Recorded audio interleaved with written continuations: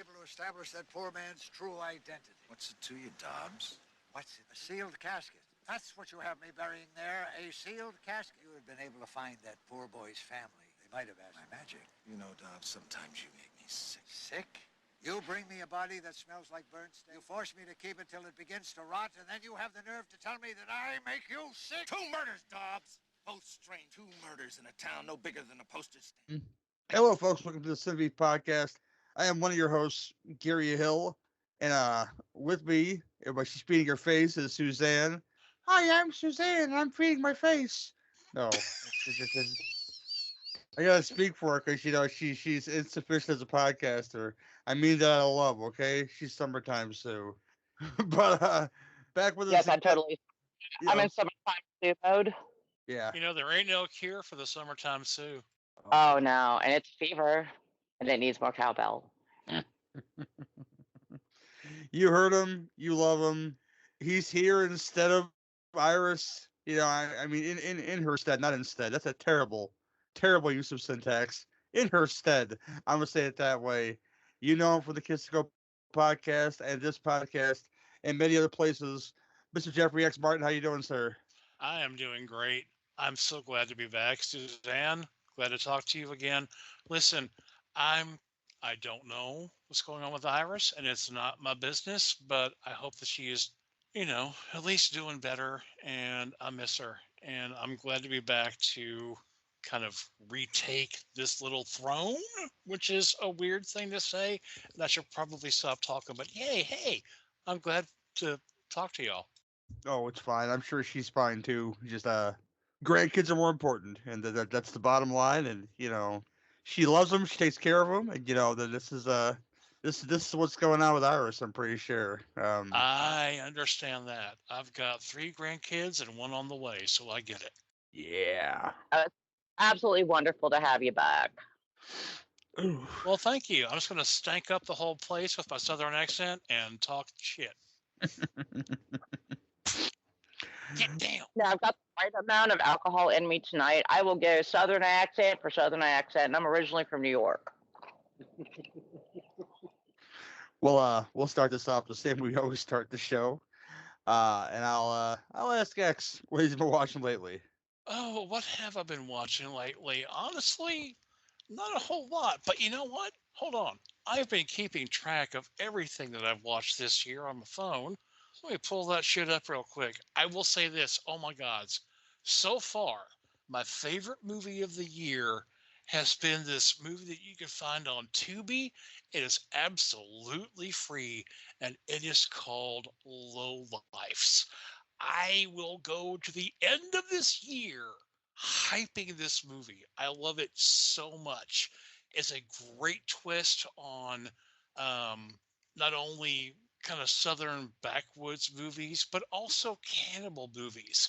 And the twist is so delightful and so you don't see it coming at all. But there's also a lot of, we're going to talk about class struggles and I mean, not Indian, but sort of caste systems, like why people look down on other people. There's a lot of insight in that movie, and I love it ever so much, and I will talk about that until the cows come home. So Low Lifes on Tubi, literally the best thing I've seen so far this year. And that's all I watched. I just watch Low Lifes every day, like twice a day. That's No, that one is popped on a couple of my feeds, and I've been meaning to go check it out. So now it's actually gone up higher on my list with the X seal of approval. I cannot recommend it enough. I just can't. It's so stinking good. I love it so much. I've watched it, I think, 5 times so far this year. Wow. Yeah, that's commitment, brother, for sure. Yeah. Suzanne, what you been watching, girl? Well, I've got to praise Late Night with the Devil. It's one of those movies that I actually got my husband into because I had been waiting for over a week to watch this, but networking, shoulder injury, pain, misery, I just could not find time to sit down and just watch it. And Pat was finally like, yeah, I want to watch it with you. I'm like, all right.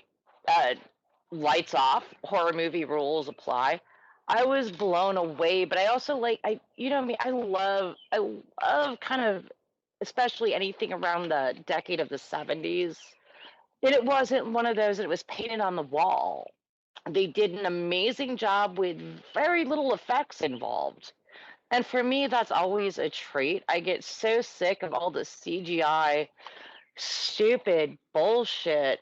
This what I really enjoyed. I kind of like the fact that they really left a lot of it ambiguous.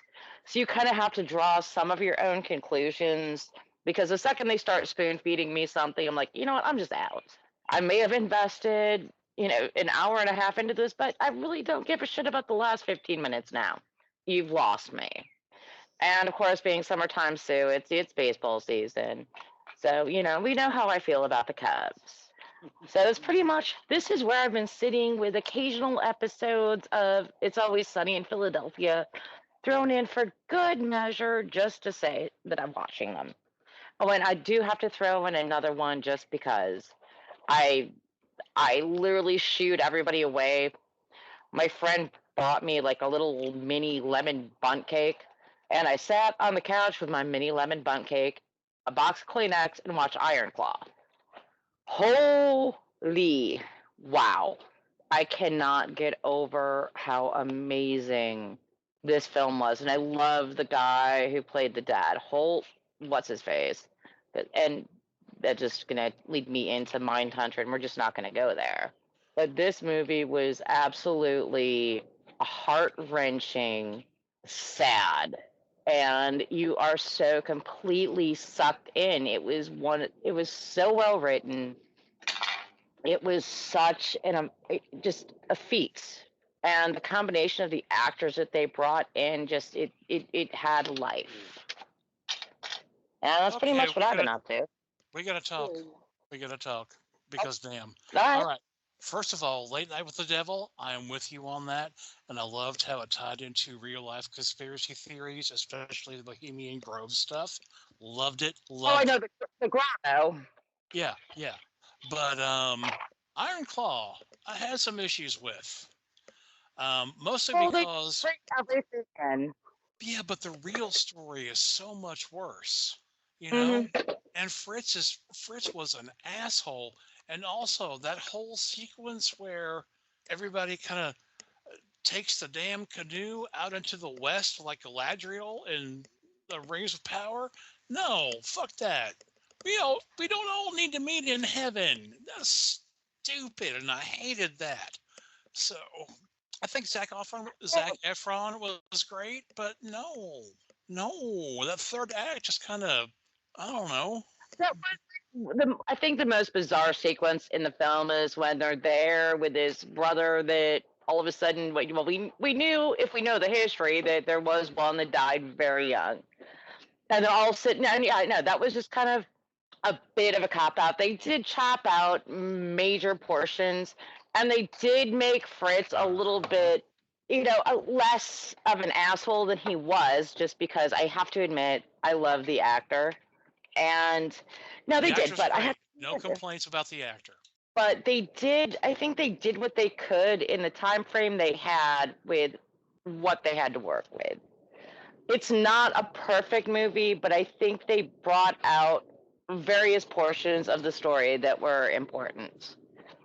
I'll say this, it's not the Iron Claw, it's the Copper Claw. And copper is a very soft metal. You can bend it however you want to. So I didn't hate the movie, but I wish it had been more intense than what it was. Also, that motherfucker who played Ric Flair, what the hell was going on with that? Oh God, he was fucking terrible. And here's the other thing. I couldn't believe it. And the guy who played Harley Race, he was also terrible. He didn't even use Race's catchphrase. He never said, "I'm the best wrestler on God's green earth." He was just like, I don't know, he may as well have been on Maude. No, like I said, my biggest problem was the guy who was playing Ric Flair, because he did not even give off like one Ric Flair vibe. Because I remember that, I can't remember what show it was. Oh, it was on A&E. about Ric Flair, and they did it kind of part of it like cartoonishly, and him and the woo walking around naked. They didn't even give me a woo. You didn't even get a helicopter. No, they screwed up in a lot of places. Like I said, I still think that they did what the best they could with what they had to work with. And But that's I fair. still think, and honestly, it was one of the first movies in a long time that really captured a moment in time for me. That 80s era of wrestling that I so loved. And the smaller circuits, it just captured that little perfect moment in time when I was a little kid and watching the show with my dad. Back of the territories. Back of the territories were Mhm. still a thing. Yeah, I get that. I really do. I think I was angry at the movie because a lot of it was just like, hey man, we're gonna do this thing. Oh shit, I did the things I want to die. I just want to kill myself. Mhm. I want to die. I don't like nothing no more. Boom, boom, boom, boom, boom. And I understand that's a very Reader's Digest version of the Von Erichs, but That's a perfect way to put it because it was condensed. yeah, and I just think I wanted more, which would have taken probably 3 or 4 movies. So Hmm. I know I'm wishing for the stars, and I get that, but I didn't hate it, but I'm not like, oh, that movie was great. No, that movie was okay. And that's just because, like you do, I know what the fuck happened. So Hmm. this was a lot of glossing over. As a hardcore No. wrestling nerd, I was just like, Oh, absolutely. But once again, I think it was they did the best they could, and I think they brought together, like I said, just a little piece of something that you have to admit most people that watch it have no clue whatsoever who the Von Erichs were, what they did, what their accomplishments were, and what they did in wrestling. You're completely right about that. And also, the Iron Claw may have the best usage of Tom Sawyer by Rush ever. You know what? I don't think I will ever argue that point with you. Ever. There, They we have a also, I mean, we have the agreed music on of a thing. everything. Oh, I'm a huge Rush fan, and one of my friends was joking with me, why do you like Rush? They're a sausage band. I'm like, okay, have you ever listened to Rush? Everything they do is kind of fucking spectacular. Yep. Yep. Yeah, I enjoyed the Iron Claw for what it was, like you guys said, and you know, I'm not really from the era, so I only know what I know about the Von Erichs. So I think I enjoyed it more for that reason, that small age gap. I don't know why, you know, and the fact I'm a big softie, you know, because the end part where Kevin's with his boys and he starts fucking crying. I say when Kevin starts crying, I start crying too. So there's that, you know. Yeah, I'm a bitch, but No, bro. That's totally fair. I used to be your brother, and I'm not a brother anymore. That's hard to listen to. oh boy, stuff I watched though. A bunch of fucking music laser discs. I bought a bunch of them, and I'm enjoying those. So I won't dive into those, but it's a wonderful medium, and you get stuff you don't normally get on digital whatever. I'm enjoying the hell out of it. Thing I watched that came out today that I was again probably as unimpressed as X was with the Iron Claw was the Bratz documentary about the Brat Pack, you know, kids doing their thing. Um, they should call it Bratz, aka Angel McCarthy doesn't know how to use GPS because a lot of the movie is him. Hey, let me find this person's house, and hey, look, I found this person's house. Now, the problem I have with it is he wrote this whole book about the Brat Pack, and I hear it's very good. But if you're gonna have a Brat Pack documentary, and you can't get people that my friend who works conventions knows that they're managing could probably get the people to go fucking open a fucking Aldi's somewhere. Um, then your documentary is poorly constructed, and because he had like no Anthony Michael Hall in there, nothing like that. Like people that I know, you can get for this unless they have really bad blood or something, and and yeah, this is why documentaries take like 5 or 6 years to make. Sometimes this seemed really rushed and put together. So if you want like a small like little thing where you get to see Emilio Estevez and talk to him, and Ali Sheedy, and no Judd Nelson, and no Molly Ringwald, and no Anthony Michael Hall, and no a lot of people.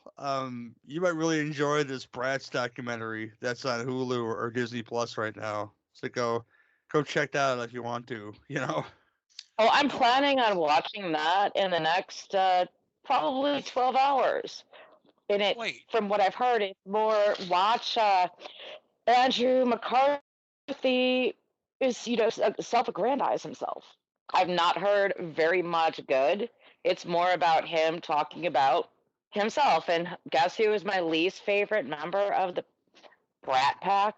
Andrew McCarthy. I never saw anything there about him that I ever A, found attractive, or B, found as someone that I could relate to.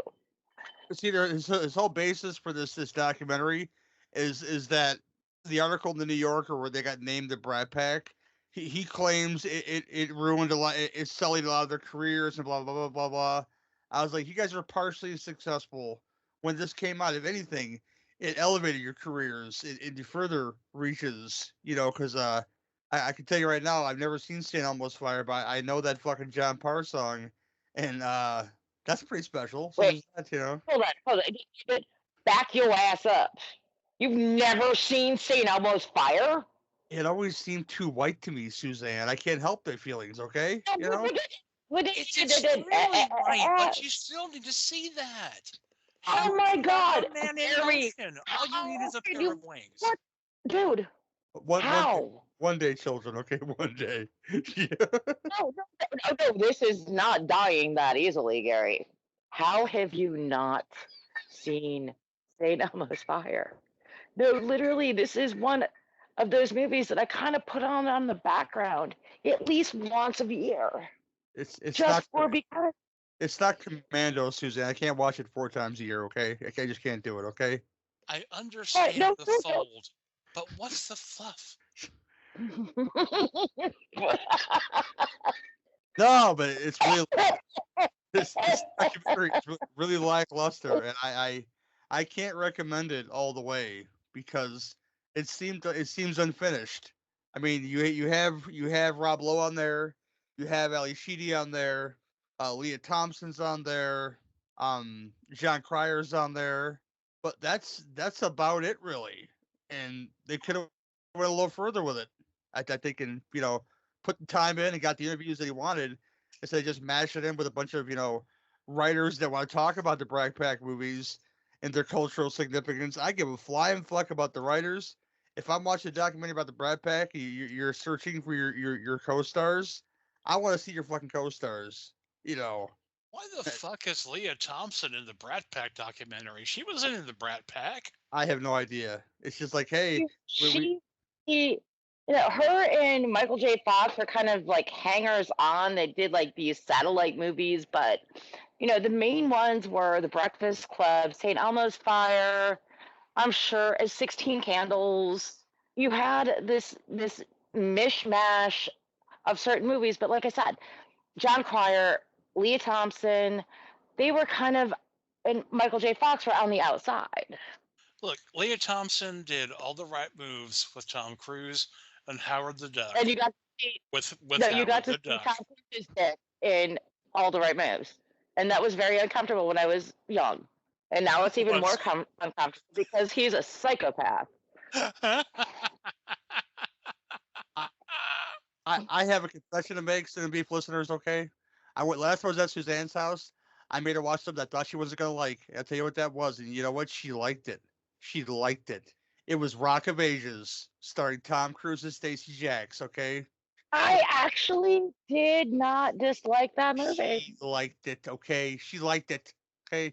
But that's way past the Brat Pack era, bruh. Way past it. I'm just making a point of her hatred for Tom Cruise to say, hey, I showed her some Tom Cruise that she liked. So there's that, No, I liked him better. I loved him in Tropic Thunder because you didn't recognize him. And he was a complete and total asshole, which is what I expect. There was no Night Ranger in Rock of Ages, so it ain't the 80s for me. Oh my God. X. Oh my God.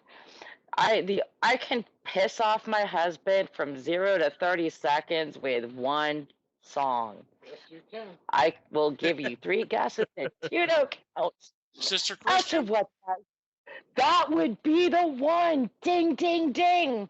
You win a bottle of my frightfully scary French mustard. Oh man. Yeah, besides the Brat Pack, I'm waiting to watch some documentaries because I don't have a Netflix account because I refuse to get one. But there's the Gene Wilder one that I want to see and the Reading Rainbow one I want to see. But what I will recommend that you watch and cry like a bitch like I did, it got really bad at the end. Is the Jim Henson Idea Man documentary on Disney Plus. Um, this is That one's been queued up for a while. this is great because it's a lot of stuff I didn't know about him, like his foray to experimental filmmaking. He basically is a old hippie who wanted to do other things. Or there was a point where he wanted to open a chain of discos with like projections on the walls and stuff. This is all true. And there's the end where I'll give it away. The point where I cried is in the end that a video I've seen many times of Big Bird, Carol Spinney himself, one of my heroes, singing "Being Green" at his funeral. But intermixed with that is pictures and videos of Jim doing things, and then I cried like a bitch. Okay, that's where I broke down right there, and people were some reviewers were complaining about this. Um, I say if you're complaining about this, you're not watching it for the right reasons. My only complaint is that I wish they would have went a little further. Some other places, I can't really say there would be where there would be, but towards the end of his life, I think the last thing he worked on was the Ninja Turtles, and I wish they would have went a little bit into that because I don't know if you know anything about the production of the film, but those shells that those martial artists wore, that's where all the servos were to make those fucking heads work and shit. And that was a pretty big accomplishment. Just building everything. Like I appreciate Labyrinth a lot more now because they built that whole kingdom from the ground up. All that shit is moving parts, and I'm very impressed now with Labyrinth. Well, no wonder you remind me Well, of the Babe. There you go. Oh, the babe with the power. What power? well, Uh, I've been going back and watching, first season of Saturday Night Live when a lot of it was some experimental shits. They played around with formats, but there was always a segment in every show where Jim Henson's creatures had this little segment that was not meant for prime time. Absolutely And, correct. I remember that shit. and it's absolutely hilarious watching it because, the ruler and his queen, they each have their side pieces. And then when the big king has a problem, he goes over to the all-knowing wise thing, and he walks away like, "Well, you didn't tell me anything." Well, I got my chickens. Yeah, but So that's the it's definition of how you do a documentary right though, is you have Frank Oz in there, you have Dave Gels in there, everybody that's still alive in that documentary because you know what? You know, they loved what they did.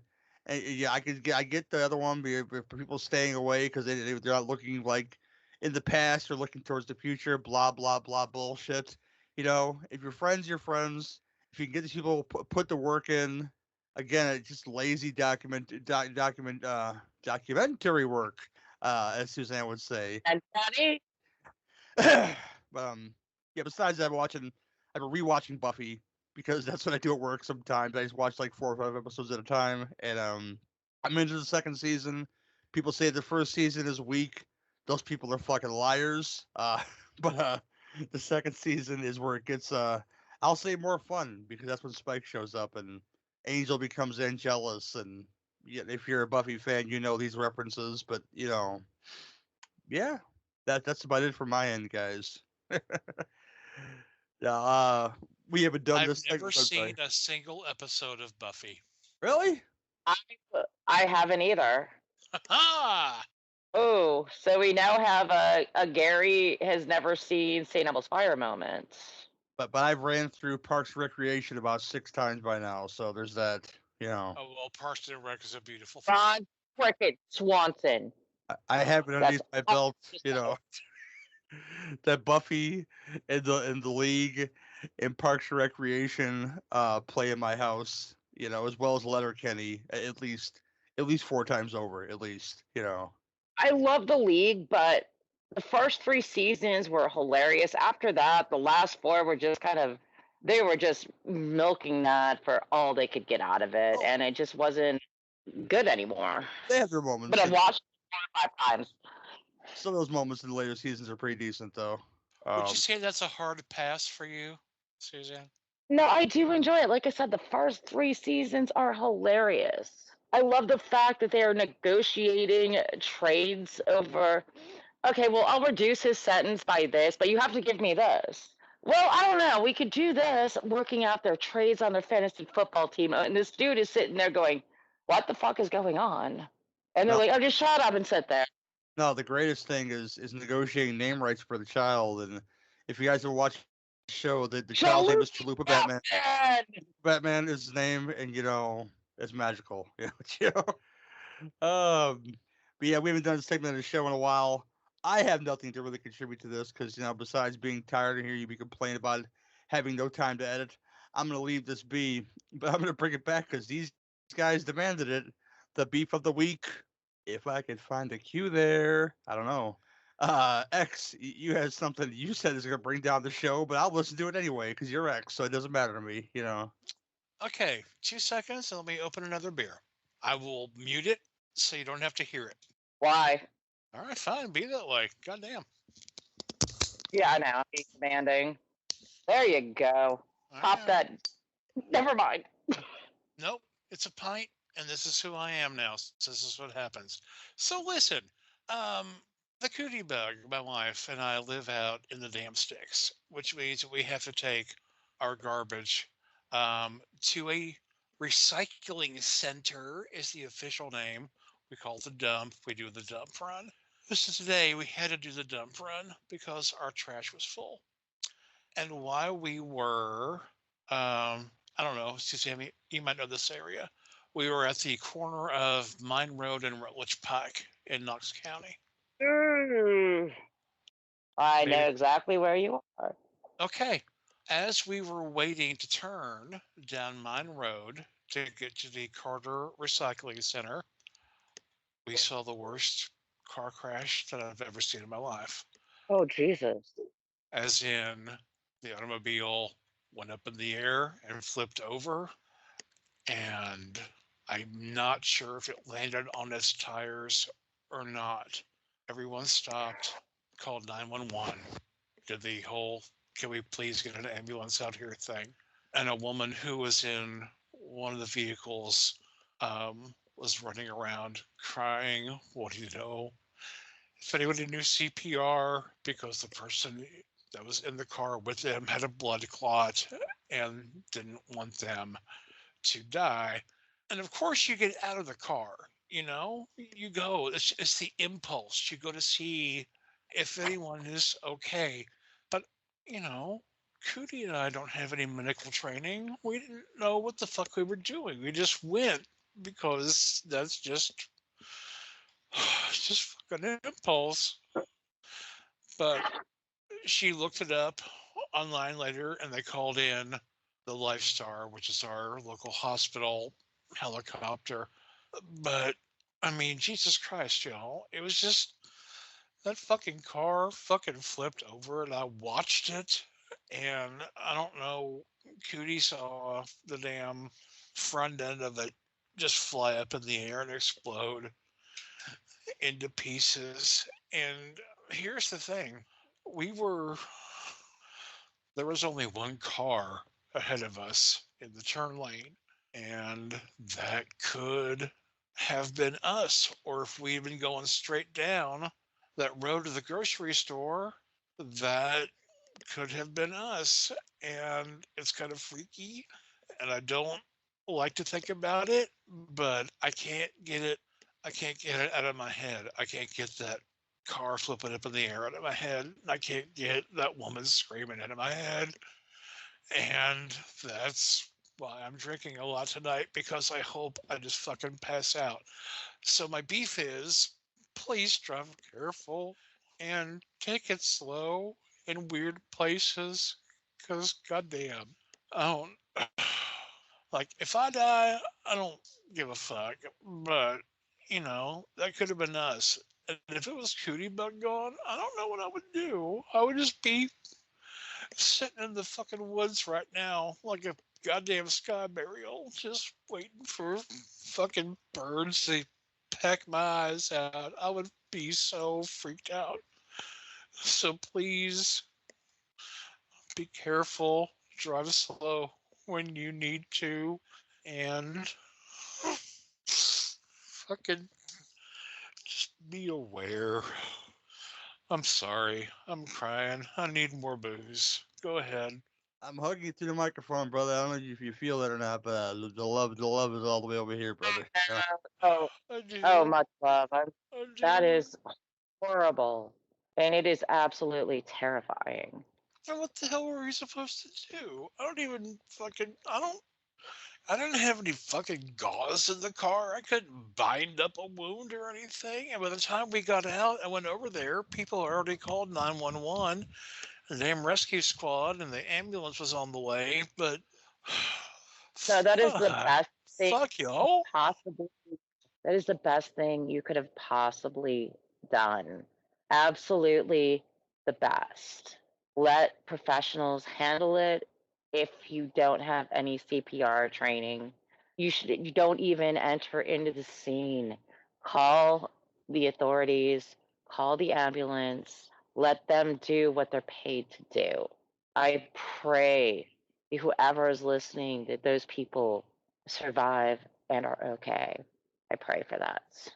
Yeah, I'm sorry. That just happened like fucking, I don't know, 6 hours ago, 8 hours Do ago. not But apologize. Do not. it's in my head, and I was a little bit traumatized by that, which you would think I would be, as a horror dude, you think I would be over that, but goddamn, that was right there in my face. Last year I had a dude walk into the bar and fucking OD'd on the floor. Oh, Jesus, what?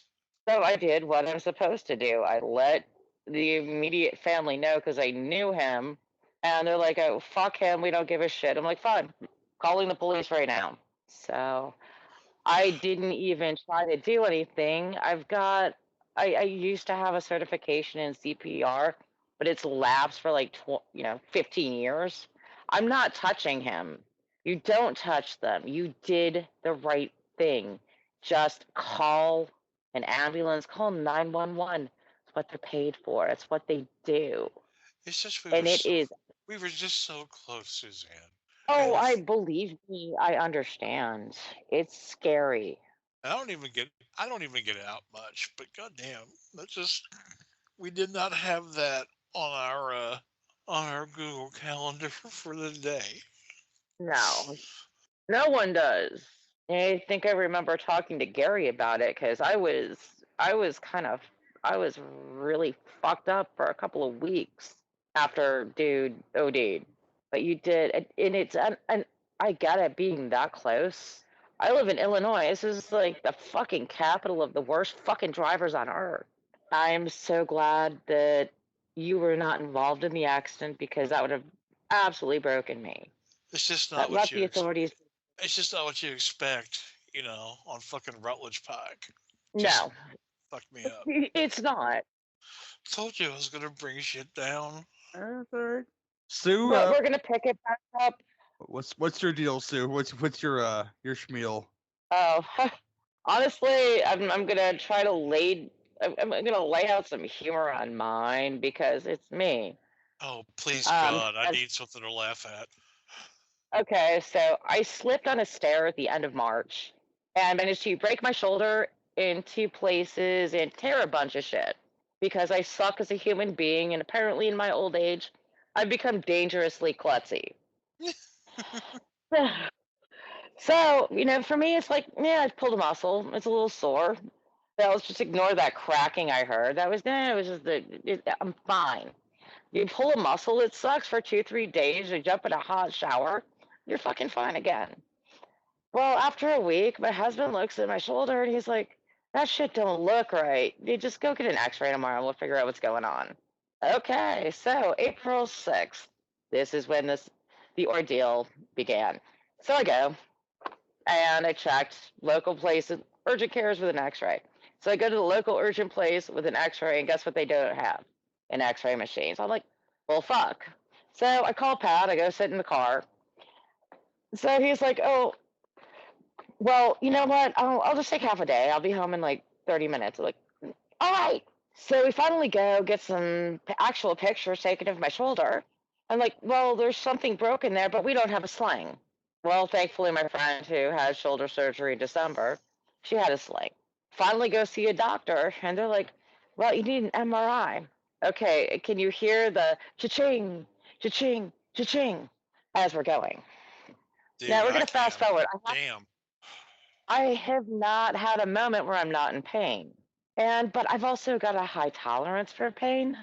I mean, I've gotten 17 stitches in my hand, and they're like, well, we're just doing the cortisone now. I'm like, then fucking do it then.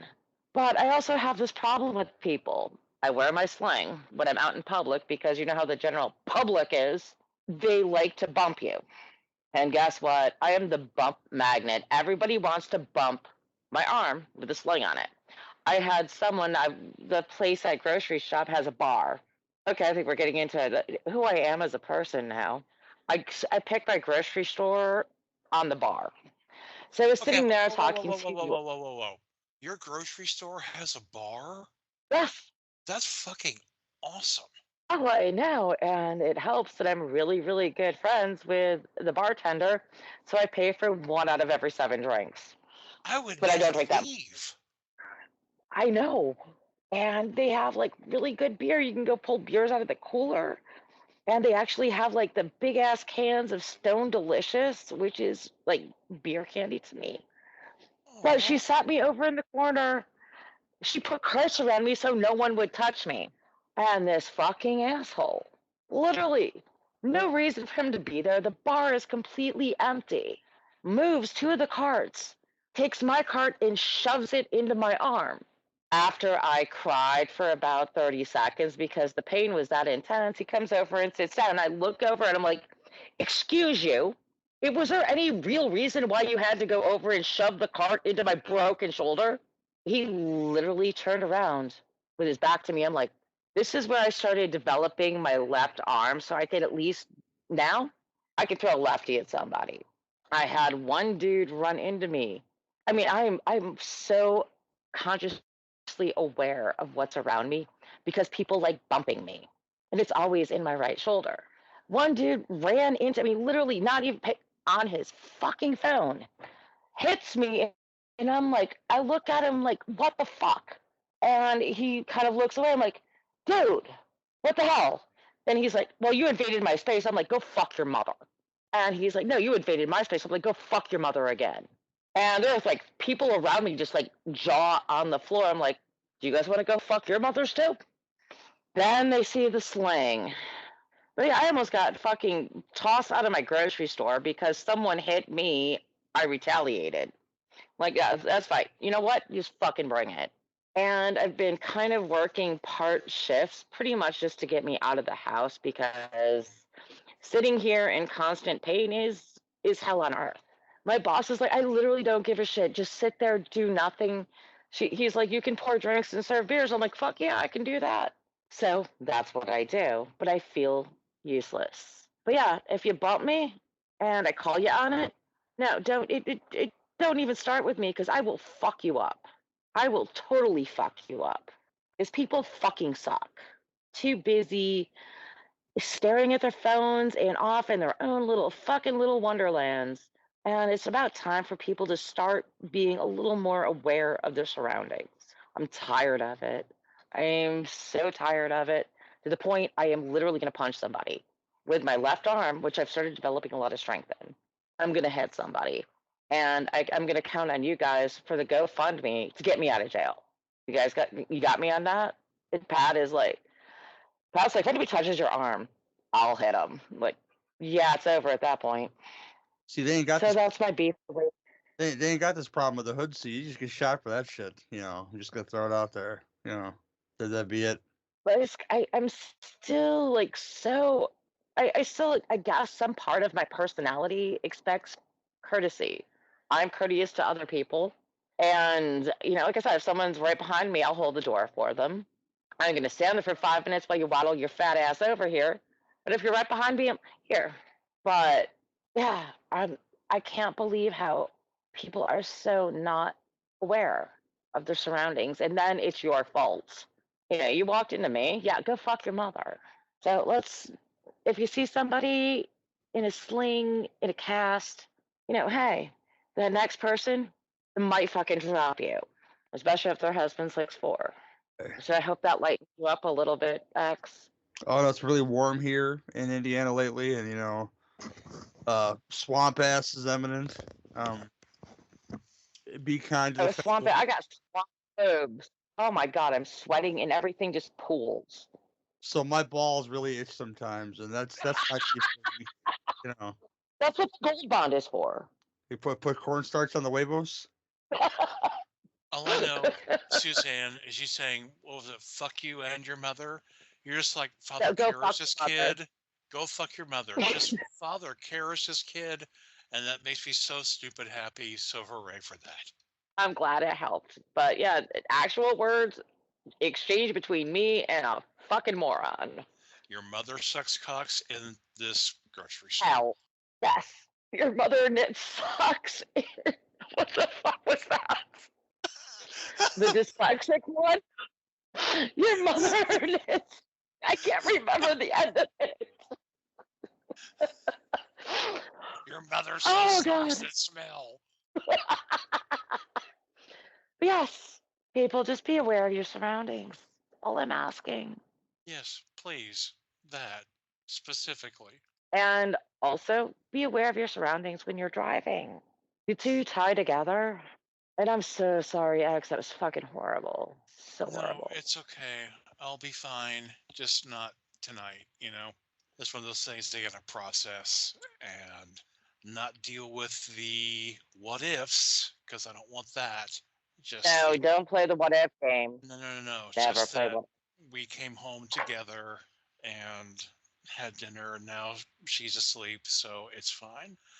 Anyway, fuck, this is an hour in. We haven't even talked about the fucking movie shit. I'm sorry, Gary. I know. I didn't mean to hijack the whole damn show. At the end of the day, guys, you can, get scars in your face from eating pineapple. The TV told us that, That's true. That's very true.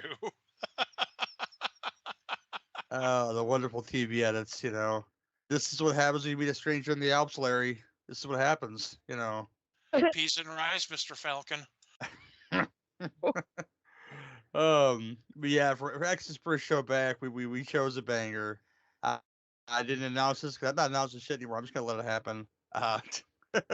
2 films about the undead question mark roaming the California coast doing nefarious things in a show called I Wish They All Could Be California Ghouls, because why not? Bless Brian Wilson and Denny Wilson and all that's holy. That's honestly one of the funniest fucking titles you've ever come up with, bruv. It is amazing. You're welcome. And we're doing that with Messiah of Evil and Dead and Buried. Spoilers, I like both these films. I like both these films.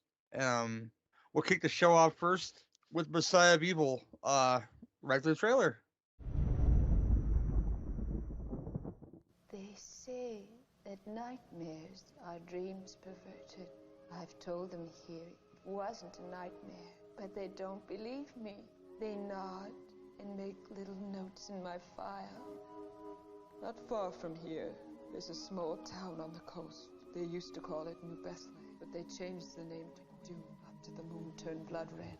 One Dune doesn't look any different than 1,000 other neon stucco towns. But what happened there, what they did to me, what they're doing now. They're coming here. They're waiting at the edge of the city. They're peering around buildings at night, and they're waiting. They're waiting for you. And they'll take you one by one, and no one will hear you scream. No one will hear you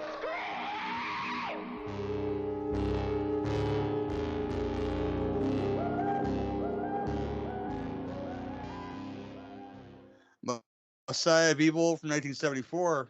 Your cheapo plot synopsis is this: a young woman goes searching for a missing artist's father. Her journey takes you to a strange Californian seaside town governed by a mysterious undead cult. This is written and directed by the gang that brought you Howard the Duck we mentioned earlier, Willard Yuck and Gloria Katz. I like both things equal, but for different reasons. I'll spoil it right now. But this stars Michael Greer as Tom, Mariana Hill as Arietti. She's kind of ditzy, actually. Goddamn. Joy Bang as Tony. Anitra Ford as Laura. Raul Dano as Joseph Lang. Yeah, he shows up in this movie. Dang. Alicia Junior's Charlie. Charles Deercop as gas attendant who dies very, very fast in this movie. And one of my favorite things in this film altogether, Benny Robinson as albino trucker. And for some reason, Walter Hill, patron saint of the last call of Torchies, as stabbing victim in Prologue. So there you go, you know. Holy damn, is that Walter Hill? That's what it says right here. Yeah. Holy shit balls. I did not realize that. I didn't know that either. Oh my wow. God. So much to unpack here. So this is the first time watch for me, but I'm gonna kick it to Suzanne first and ask her thoughts on Messiah of Evil. Oh no. I have to. X, you're back. You gotta start this one off because I know you have some thoughts. And I would love to hear your thoughts on this one. All right. Messiah is that okay? That's fine. I'm good. Messiah of Evil is like a bad dream after a straight whiskey night. It's surreal. The scenes feel tangentially connected instead of strung into a cohesive storyline. The lead character wanders around like she's been pulled by off-screen fishing line. She got big eyes and long hair. I don't think I've ever seen her blink in the entire movie. But setting the movie in an art colony where she's looking for her daddy, it allows all the characters to act weird without seeming out of place. So I'm cool with that. But here's the thing. Messiah of Evil is famous for two scenes. There's the weird, really slow chase in the Ralph's grocery store, and there's that scene in the movie theater with Joy Bang. Now, the movie on the marquee outside the theater says it's called Kiss Tomorrow Goodbye, but it's really Gone with the West, which is a Sammy Davis Jr. Western, which is really fucking funny. But while she's watching the movie, the monsters keep coming in behind her, and you can tell they're monsters because they're late to the fucking movie. God damn it, people, be on time. But you can't forget that weird Elijah Cook Jr. story about his birth, and the blood moon, and the just bizarre stuff that he is just ranting about. So the blood moon, we got to talk about the blood moon and what it did to the people of Point Dune. So are the monsters vampires? Are they cannibals? Are they just late night shoppers and eye bleeders? I don't know.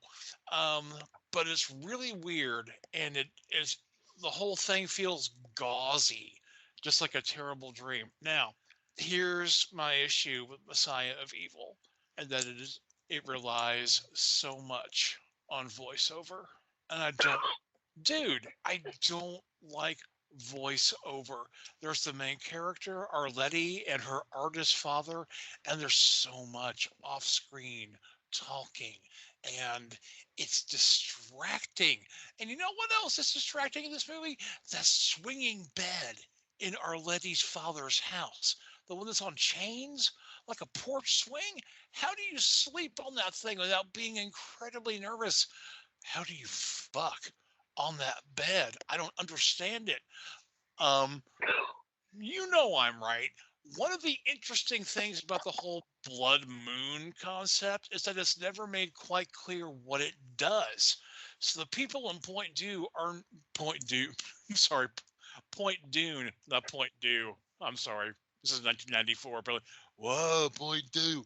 Um, they're waiting for this Messiah, the Dark Stranger, to come back, but it's obviously not for a good reason. So why didn't they, I don't know, leave? Because what are the monsters? Are they zombies? Are they vampires? Or cannibals? Or just pyramid scheme planners?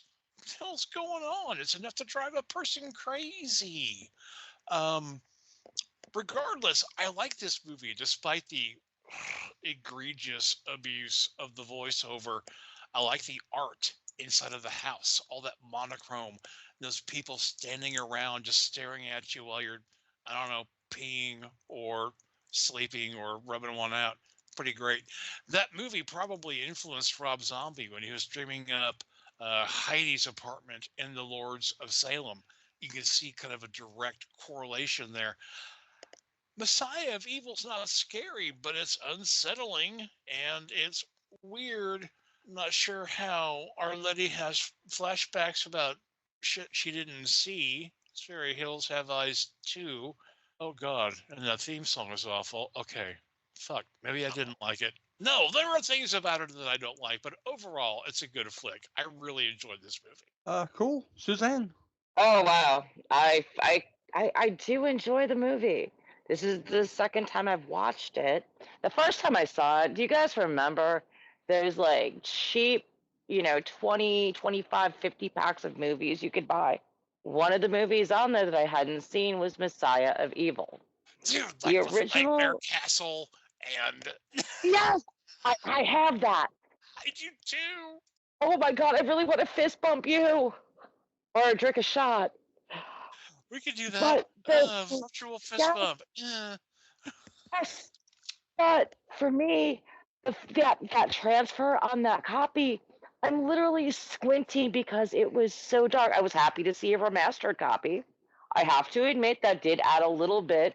I consider Messiah of Evil to kind of be a choose your own adventure movie because it Oh, really doesn't conform to really anything. And I can see that a lot of people use this as influence. I mean, and there was a few little bugaboos I had, and one of them is like, it happens so fast that no one pays any attention. How do you have a blind art dealer? Could somebody please explain that one to me? I don't. I mean, she's blind. I'm like, what? What? How are you? How? Don't you at that point turn the baton over to somebody else who can? I don't know. See? the art I know it was, insists upon itself. and there's just the first time I thought they were saying, God help me, Point Doom, which would have been a pretty apt title for this, but it's Point Dune. So now it's like, oh, it's Point Dune. Now I want sandworms because God knows they threw everything else in, and Or it could have there's been Point there's Thulsa Doom. That would have been awesome. and when there's I'm sorry, I'm going to call them the thruple. When the thruples show up at her door, it's like, well, he was found half eaten, and we have nowhere to stay. So hey, you're the only people, you're the only person we know. So we're just going to crash here. Like, well, I would have been like, no, but she lets them in, and then she delivers that line after he's like, well, I can't, my zipper's stuck on my vest. That's that And then artist. he's like, That's that bohemian attitude right there. See, we'll just go relay. well, I love you how can't she's have like, that. I let them stay. I don't know why. Fuck, what? No, at that point, I don't think anyone knows how proud I am. I was like, well, sucks to be you. Get the fuck out. You have a car. Keep driving. Bye. But Why that's just are you, me. why are you just this spineless, will-less human being who's not like, please don't stay in my daddy's house? I will shoot a motherfucker. But there was one scene they kept showing. You know how they had like the figures in the monochrome, and I shit you not, there was one that they kept flashing to, and the figure in the middle looked just like Boris Karloff. And every time I kept looking for that over and over. But there was one figure in one of Holy those. damn. I didn't even Think realize about that, it. but you're completely right. It looked like Boris Karloff. Yep, you're correct. And this one, like I said, it's ambiguous, and they don't really. The only introduction you have to the blood moon is what Elijah Cook Jr. is saying about. Well, I was born on the blood moon, and maybe Mama, Daddy said maybe we need a boy, and I'm like, okay, blood moon. That's the first time you're even hearing about this. So the movie is completely ambiguous. It is a choose your own adventure. You've got like those pieces of Western, you've got a little bit of Romero zombie in there. It's just so it's a bunch of pointless scenes that they found a thread to pull together. And you're right, the voiceover, oh shit, that just got irritating as hell. I have And a then when question. she gets to the end, okay, I I might question have for an you. answer. You might. Do you think that the blood moon has anything to do with menstruation? I think it could be left to anything because there's that weird scene. It's close to the end, and she's tied up on the rocks with that like super froofy dew. And I swear to God, I finally Super realized you know what I'm talking about, the It's scene. the slacks. It's the slacks to the vest. It makes him froofy. But she's tied up on the cliffs, and I swear to God, I'm looking at this, I'm like, I've seen this before. This was the Too Late. Def Leppard stole that scene for Too Late for Love. Somewhere in the distance, you see her like tied up on the cliffs. I'm like, think about it. There is a lot of weird things in here that I've seen influenced or come from influence. Like I said, the raw meat, and that is straight up Romero Zombie. The just weird little things that they had going on that I've seen. So a lot of people have used this as influence. And I get it. I can see a lot of that from what you said about Lords of Salem and videos. And I mean, even the movie theater was straight demons. So there is some quality because it is absolutely beautifully shot once you can see things. Because, like I said, that Mill Creek copy was absolute shit on a stick. It was so bad, and everything was black, and then you have like this bizarre ass blood orgy at the end, and the royal dado is there is for that, and there's people coming out of flying through the ceiling, and I'm like, what? Okay. Once again, this movie, it's interesting, but it's a choose your own adventure. You can pick and choose how you want to view it because could it be vampires? Could it be cannibals? Could it be zombies? It's up for interpretation. And I like the fact that they don't force their opinions on you, but they do force that fucking voiceover. To make your daddy put blue latex paint on his face, turn to page 69. Oh yeah. Oh, and I cut myself today. I'm like, oh God, that was out of a Nine Inch Nails song. Oh I my didn't god. feel it. I didn't feel it. I put my face on a butane burner and I didn't feel nothing. Oh my gosh. Yeah, those are my thoughts. Yeah, my thoughts on it. I was watching this film. It's really good. It's really atmospheric, and I really enjoyed the almost like the giallo tone to it, like through a lot of it, especially since the alone parts where she's wandering around like a fucking moron through a town where she knows there's a bunch of fucking creeps in the town, but she's walking around anyway. So most of the time you watch this film, it's just watching around. Goddamn, why white women so fucking stupid? Just fucking walking around all by yourself, with a bunch of crazy folks in town, knowing they're there. Yeah, perfectly good home to stay in. Just fucking stay there and hold up. You can go to Ralph's later in the daytime.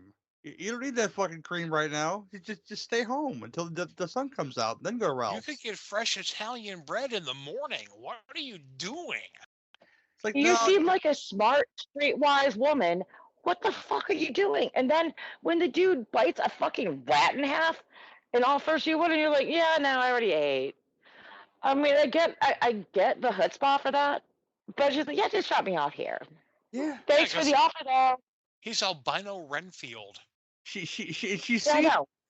she's seen him earlier, and she's like, "Should I get in the truck with the creepy albino?" Again, choose your own adventure. But yeah, she chose poorly, and now she has to roll a 18 for dexterity, and then possibly still fall over in the grocery store while being chased by a bunch of fucking white folks because she should have went shopping in the daytime. I'm just gonna throw it out there, okay? She When she's ain't in a get, grocery store, they have knives. They have stuff. Start pinging cans at people. look, she ain't getting no She's green streetwise stamps. enough. Yeah, I was just watching this whole time, just saying, this fucking white woman is so fucking stupid. Like this whole thing, she pretty much deserves what she gets. You know what? So these other fucking bohemian fucking white people, especially our young girl who the one in the movie theater, I love the way that scene's set up because more of them just keep pouring in, one by one by one by one. Now if she had a chance to leave, before the ones sat beside her, even she goes over the seats to get away from them, but she chooses to stay till they all pour in, looking fucking creepy as balls with fucking pock marks on their face and shit, you know. But yeah, And yeah, just up and down their face. that's what you get for not putting that 15 cents down for that popcorn, bitch. You fucking get death on a stage by a bunch of fucking white folks. That's what you get right there, you know. Can I say how impressed I am by the fact that she did not get blood on the screen? Oh yeah, yeah. That's I polite right swear, there, right? I swear they used something very similar to that in Demons. Yeah, The whole thing, the setup reminded me of Demons. but it's really a set piece of the film though. It's not like, okay, this is a plot point. It's just, this is how this girl's gonna die really fucking stupidly. I was gonna go to the movies by myself again at night when nobody's around, and then all of a sudden a bunch of creeps are around. Now your average white girl, skinny white girl, maybe weighing about 105 pounds, what? But would say, I'm gonna use my fucking head brain and get the fuck out of here. But not this one. She's just enjoying this western that she's not enjoying, and you know what? Again, deserves to die. You know, Well, she was and how does annoying her twat. A helicopter did not fall through the theater ceiling, so I can't really go all the way through that Demons thing with you. and how does the only one with a good head on his shoulder dies? He dies while fucking trying to swim to a fucking boat with a fucking broken arm. That's how that guy dies. These are the problems I have with Messiah people. Now the things I have, positive notes, and which is mostly of this movie, I do enjoy the hell out of it. Much I'm talking shit about it, is the whole idea of them bringing the Donner Party for no reason at all. I think it brings like a tinge of Wendigo to the proceedings here because they get the taste for flesh. They become like possessed by some unknown force that they're eating, the flesh of the human, and they're all possessed by this supreme leader that's supposed to come back to keep laying these beacons on the beach for. So I think there's a little bit of Wendigo in here, besides, being undead or whatnot. What do you guys think? I see it, but it's like I said, this movie is a choose your own adventure. There are so many. There, they could have done a lot more with less voiceover to actually just kind of bring some more of the scenes to life. But they all jokingly call it a side project that led them to bigger things. It's got wonderful moments. I'm never ever going to take that away. I mean, But oh, go ahead. now even after she gets attacked in the grocery store, she becomes geeble gobble. You will make us one of us. She becomes one of them, and she starts poking herself and shit. Even then, she had the option to leave. She should just know. You get groped and fucking taken by a bunch of fucking crazy fucking townspeople. You get the fuck out of town, poor white girl. This is like, it's almost too much. It's almost too much. I think It was a they're misuse of her white. character. They're white, extremely white. They walk with their buttocks Dumb white extremely people. tight. Dumb white people. Speaking Because as a dumb white people, yes. Well, yeah, because people, I don't know, like us would have been like, we need to leave now. We got to go. Because fuck Point Dune and their sandy streets and their one Ralph's that is not open when I went in there. and their shitty one-screen neighborhood theater, which I used to work at one of those, so I know that motherfuckers, if you miss the first 15 minutes, I ain't letting you in. You got to come back the next day. So, yee. Oh yeah, one of my first shops was the grocery store. You come knocking on the door at 5 minutes to 10 yet. Not happening, motherfucker. Be gone. No, you could do all that weird fucking, Father Kane from Poltergeist 2 all you want. You ain't getting a cheese sandwich, motherfucker. Come back tomorrow. So, if anyone from our beef of the week and learn anything from this film, if you're a frail white girl going to be a stranger in a strange land, fuck around and find out. This bitch fucked around a lot. Okay, I'm just gonna throw it out there. All the bitches fucked around and found out. Yeah, and there's just, like I said, there's a lot of shit going on in this hour and 28 movie. They should have found one common thread. And well, I think they found just, one common thread. They found one common thread, and that was the fact that Tom kept wearing a vest when he didn't need to. But she also unzipped him and did not follow through on the unzipping. Then he kept those high-waisted slacks on and that vest, and there were no pleats to be seen.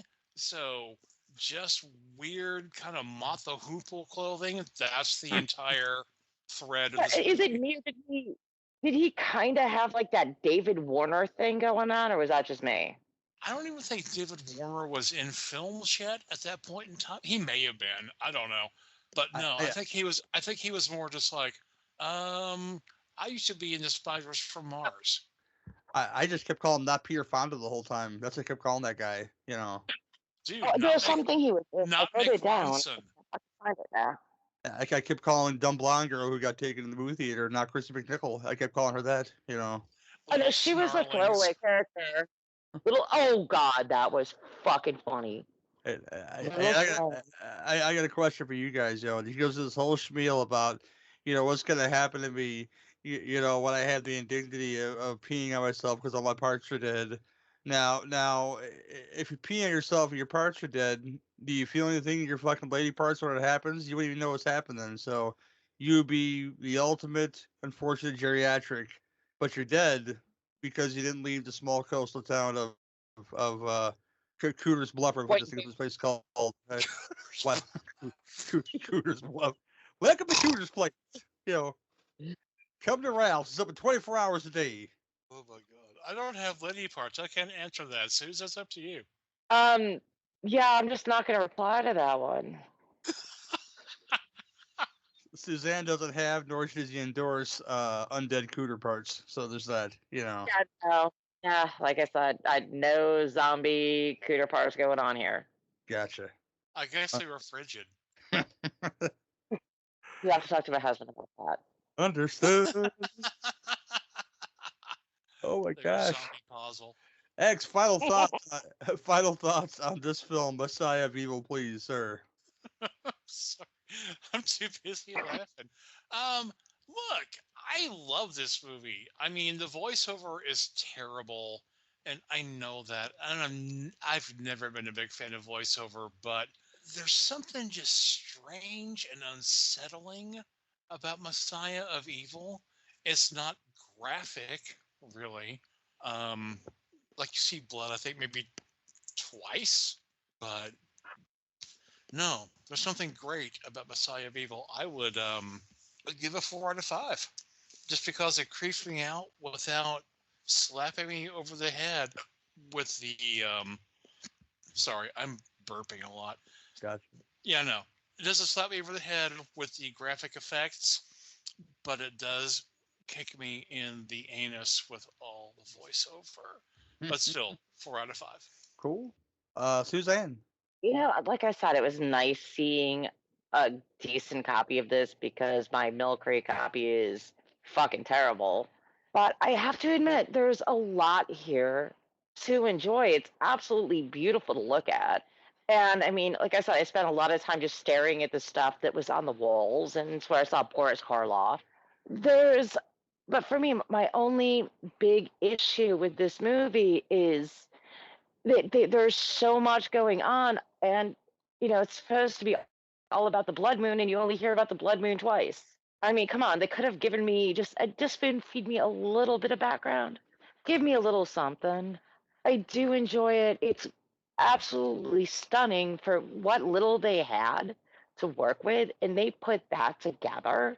I mean, straight up kudos. It's enjoyable, but I'm stuck at like a 3.5, just because the voiceovers are. I agree with X on that. Oh my god, they're terrible, and just there are just certain parts of it that just are nonsensical. It doesn't know what it wants to be. That's why I call it the choose your own adventure. So yeah, I'm 3.5 out of 5 for this one. The nonsense doesn't bother me as much as the voiceovers do, because it's like, I walked down the street. Motherfucker, you could show us you walking down the street and not describe it.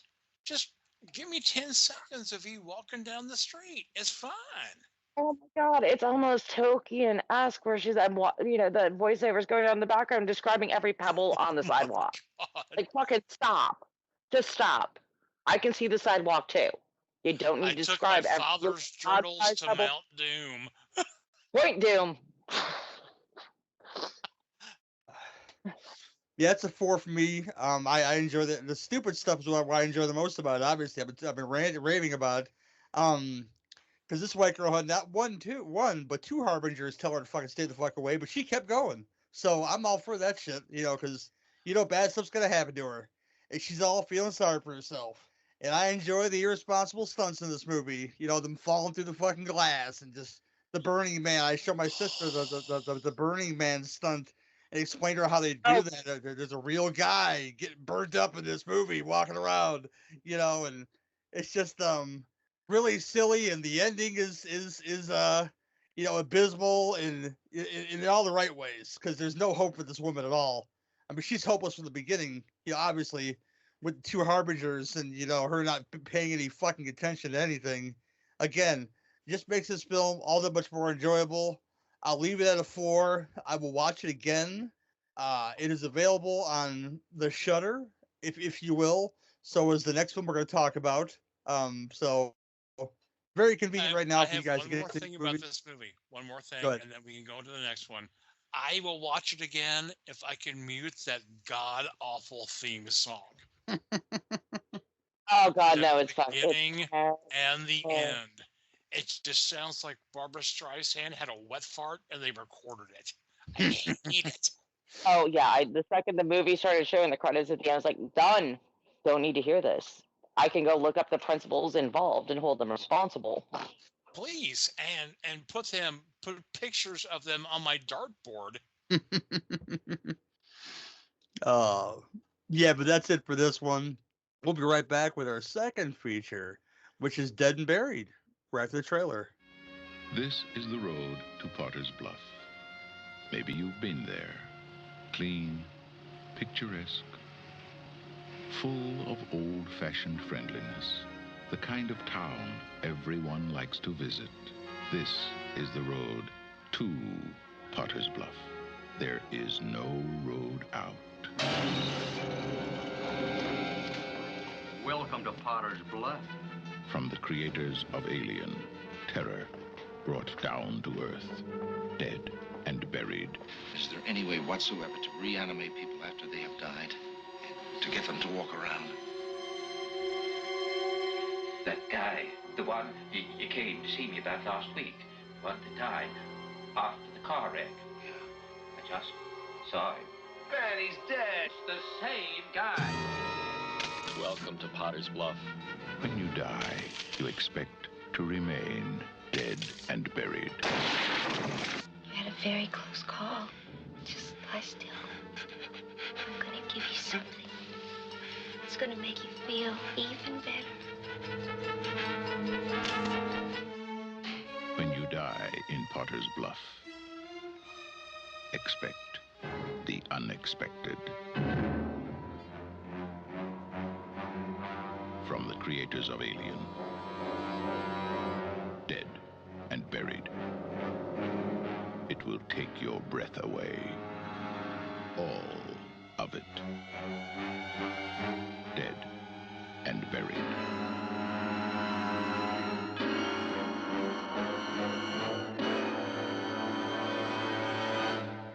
Dead and Buried from 1981. Your cheapo, and I mean real cheap plot synopsis is this from IMDb. Sheriff Dan Gillis investigates eerie deaths in a sleepy coastal town. Fucking weak shit. But there's a lot going on in this movie, so we won't do all that. This is directed by I'd say the great Gary Sherman, who gave us this, and there was another one I'm thinking in my brain that Gary Sherman gave us. That's not Poltergeist 3, which I don't hate, but damn. No, Poltergeist is kind of bad. Hey, they did what they What the could with fuck the was? head. Yeah, I don't know. There's another Gary Sherman film. I'm gonna look it up right now because I'm terrible. I love Poltergeist 3 more than Poltergeist 2, so you can. We Oh will wait, talk so you're about gonna make this me later. watch this now? What? All right, we're gonna have a conversation about this Okay, one. we'll fight, and that's cool. But yeah, I love Oh yeah. Poltergeist 3. Okay, I really am gonna go take another peek at this one, He wrote a lot of shit. and I'm gonna curse your name the whole time. Let's get into writing credits. Like you're the only one. He has uncredited writing credit on Vice Squad. He wrote Wanted Dead or Alive with fucking Rutger Hauer and Gene Simmons. Oh, but no, really? Yeah. Directing credits for Gary Sherman. Before I kill myself for thinking the wrong thing. Yeah. He also directed Wanted Dead or Alive. So he wrote and directed Wanted Dead or Alive. Directed Vice Squad. Yeah. Directed Deathline. That was the one I was thinking about. Mind the Doors. That Mind one. the step. Mind the gap. Oh my god, is that the one on the tube? Say it again. Yes. Is that the one that was on the tube? Deathline, yes, it is so good. It used to be called Raw Meat. Yeah, that's the one. Yeah.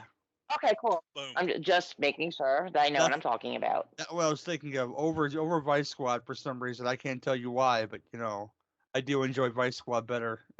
Anywho, he directed this movie. This stars James Ferrantino, who's been in tons of stuff, a lot of TV. Genre fans may know him from The Final Countdown, which is a great time travel film involving a aircraft carrier. Check that out. USS Nimitz. It's very, very good. Melody Anderson, Dale Arden herself, is in this film as Jane Gillis. You may also know her from Firewalker with Chuck Norris and Lou Gossett Jr. And Flash Gordon, respectively. Jack Albertson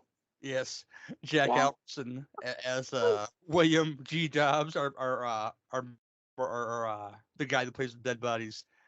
You know what him is? It's a lot of things. Grandpa Joe. That would be the From Willy Wonka. You know him as the Man from Chico and the Man. This is his last role, unfortunately. Was very sick during the making of this movie and didn't make it to the premiere before he passed away. So, what a role to go out on. That's all I'll say about that. Dennis Redfield as Ron, Nancy Locke as Linda, the great and beautiful Lisa Blount as Girl on the Beach, aka what Robert Englund calls, who also plays Harry in this film, the Angel of Death in this movie, he calls her. The girl with the big ass needle, let's put it that way. And the small boobies in the beginning of this film. But Bill Quinn as Ernie. There's a lot of other white folks in this movie. Your weak sauce plot synopsis does this film no justice. Basically, it's a small California coastal town. People come in, they have to stay for unfortunate reasons, being they get killed and reconstructed by somebody, become a sentient member of this lovely town called Potter's Bluff. I will kick it to Suzanne first. Your thoughts on Dead and Buried? Well, I'm going to throw something out here, and I truly expect you two to both argue it with me. Are you ready? All right. I consider Dead and Buried in the Fog to be kind of spiritually connected. It's kind of wild because I was. God damn, I never thought of that, but you're fucking right.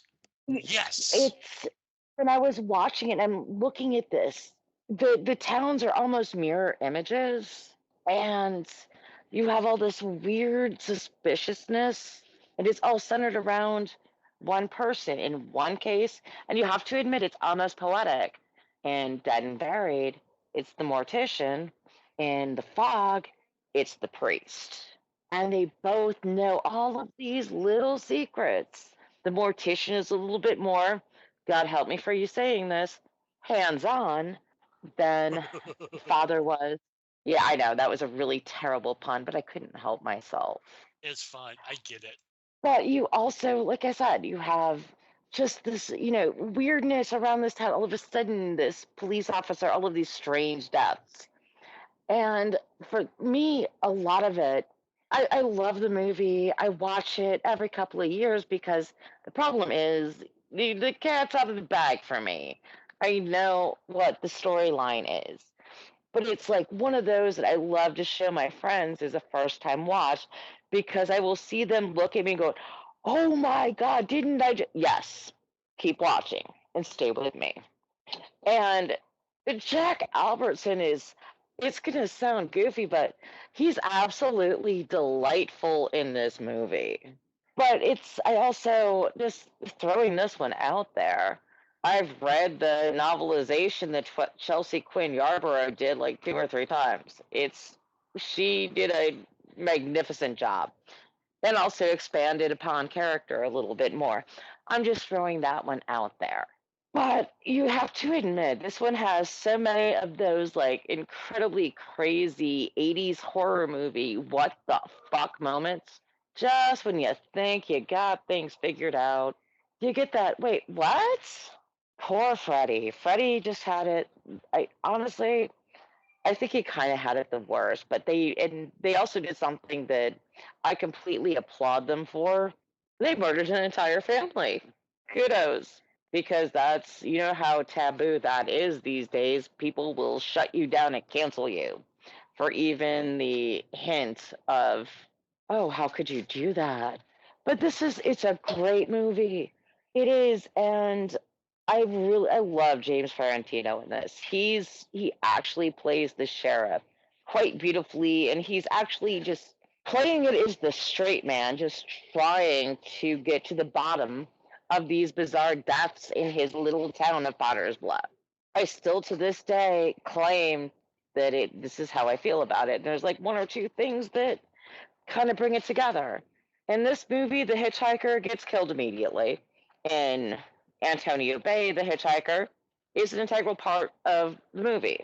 There's little things that it's just kind of bizarre. And honestly, The kill. let me jump in real quick. Amy, Absolutely. the hitchhiker, gets killed immediately in the first Friday the 13th movie too. You said that when we were in conversation earlier. I'm like, shit, yeah, you're right. So there's like this little parallel universe where it's like this little weird vein on the California coast where this weirdness is happening, and even Messiah of Evil fits into it. So I do love this movie. There is absolutely some amazing work done, and of course and no one has spoken about this yet. You know who did the effects for this? Stan Winston. Yes. Stan Winston made dinosaurs come to life. Stan Winston did the effects in this movie, and they are absolutely flawless. When you see her head get popped open with that rock, oh, it looks like her head got popped open like a melon. So seriously, I love this movie. I think, like I said, I just want everyone to digest on that point for a few minutes. Think about it. They are spiritual in nature. They are so closely tied together. And The Fog was done in 1980. Dead and Buried was done in 1981. I also watched this movie far too young. This was one of me, sneaking out of bed, throwing the TV over, trying to hide the giant fucking tubes from the TV that weighed like 700 pounds with the volume down super low. I do enjoy the story. The sheriff he's good-hearted, trying to get to the bottom of all of the dastardly murders that are happening and just unexplained things. And all of a sudden he finds the witchcraft book and the knife in his wife's drawer, trying to get her sixth graders a little bit more interested in something. It has so much to offer for every horror fan. It doesn't matter what you're into.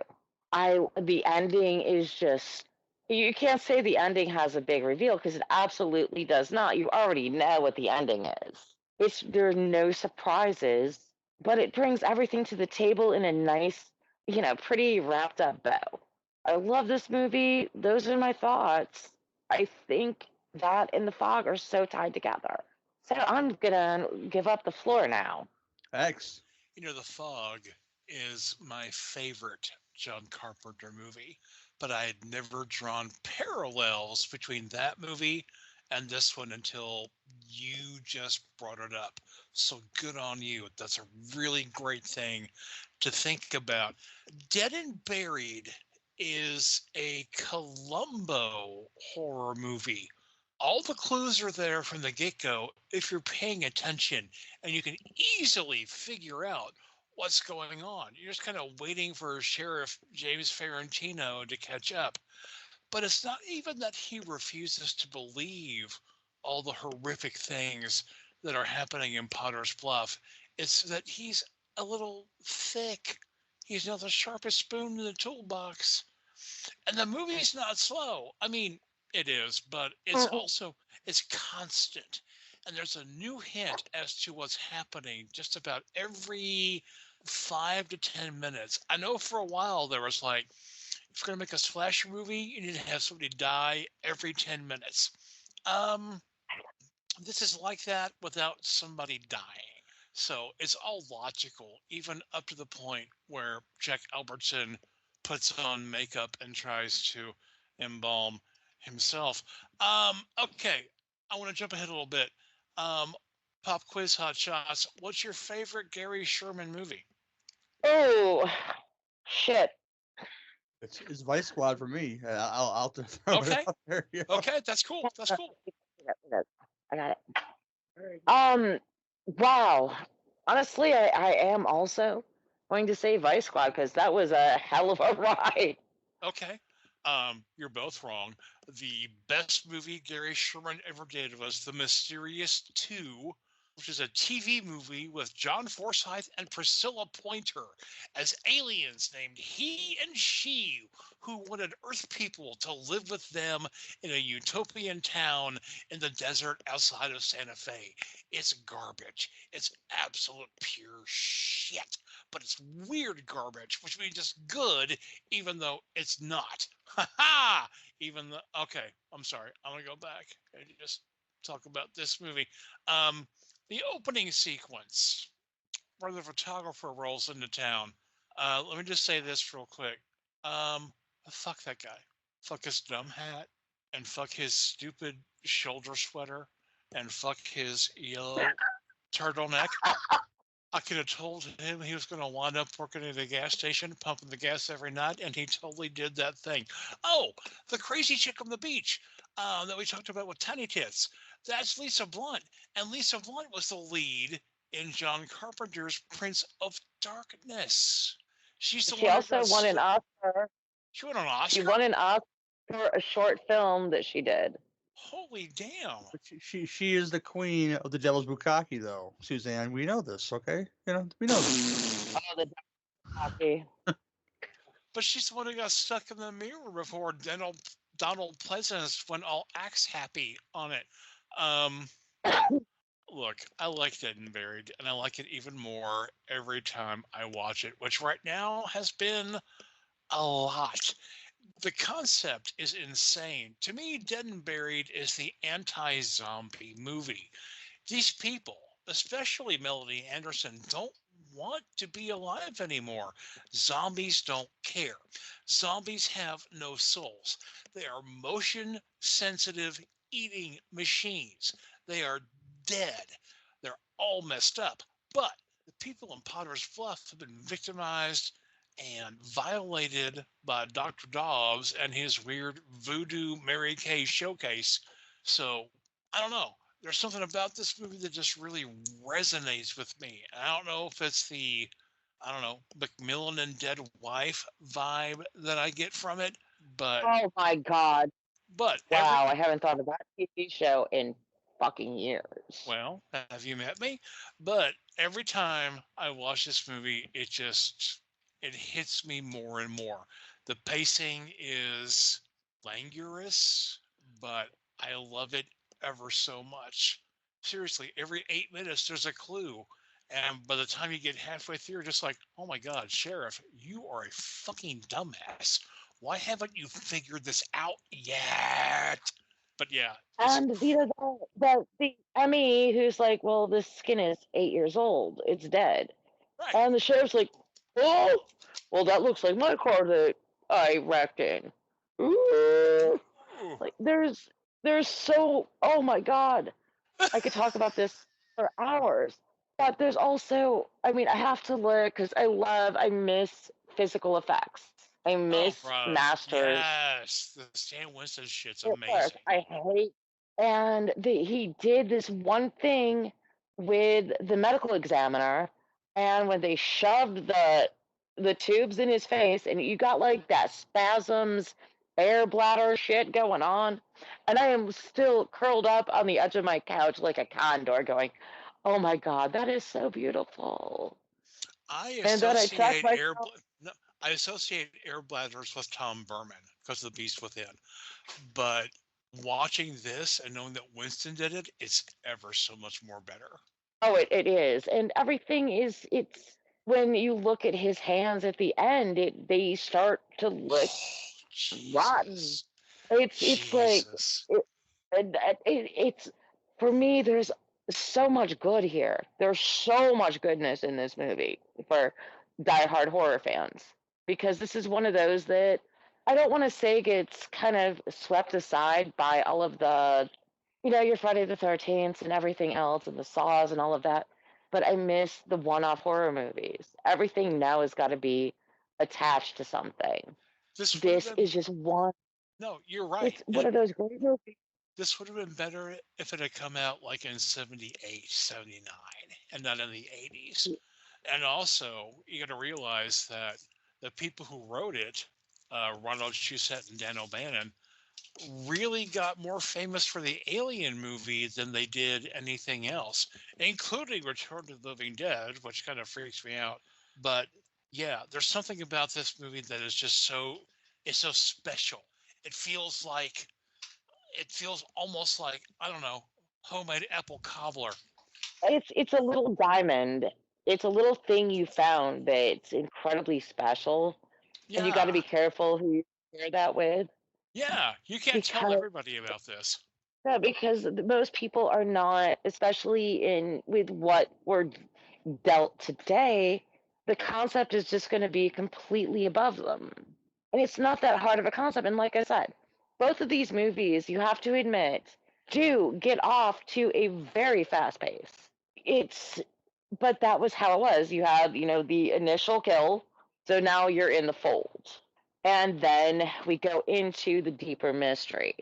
And like I said, the what the fuck moments and reveals in this movie are just crazy.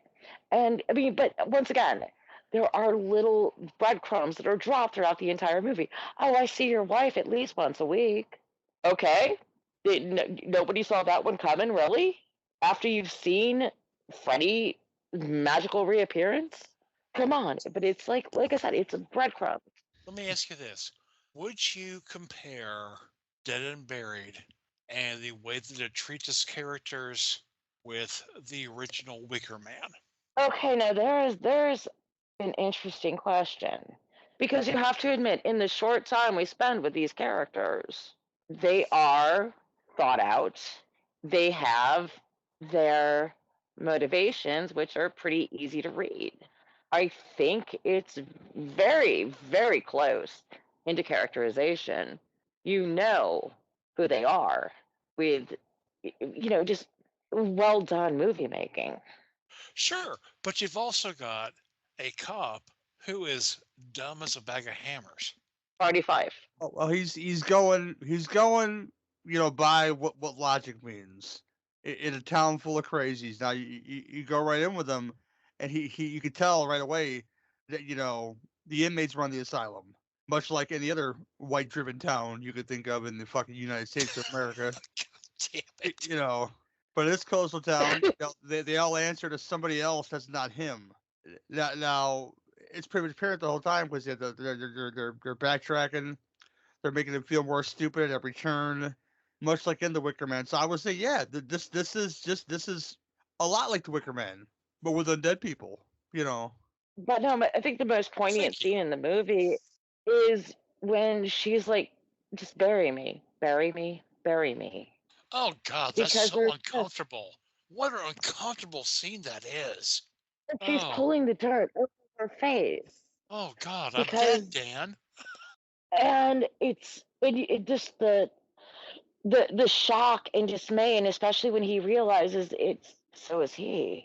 Okay, there are spoilers involved in this, but Oh no, yeah, now you tell us. The last 2 minutes there's of the movie. of course, but there's, like I said, this one is one of those movies I think just went a little deeper. It just went and started hitting.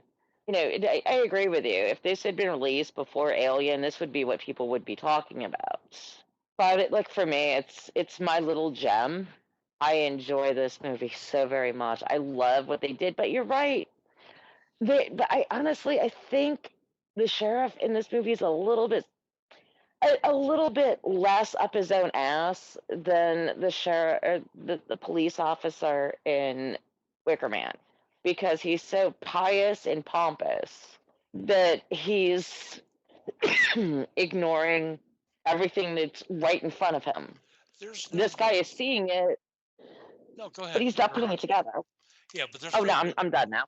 there's no religious sort of bias towards that officer. Where Sergeant No, Howie and the Wicker Man was like, "I'm a Catholic virgin." Really? Fucking great. Well done, you. This guy's fucking married to the bitch who was in Flash Gordon. So, somebody wins here. So, are you savior of the universe? Probably not, because you're too goddamn dumb. But yeah, there's a religious aspect to Wicker Man that is not present in Dead and Buried, and somehow I think that makes it more mainstream. I'm not over here bitching about Catholicism or anything like that. So, which I would.